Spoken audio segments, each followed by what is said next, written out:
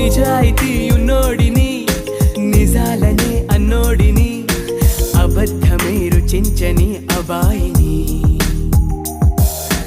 ఒకే ఒక మంచోడిని రొమాన్సులో పిచ్చోడిని పర్లేదులే ఒప్పేసుకో సరేనని ముసుగేసుకోదు ఏనాడు నా మనసే ఓ భామ నన్నుగానే చూపిస్తూ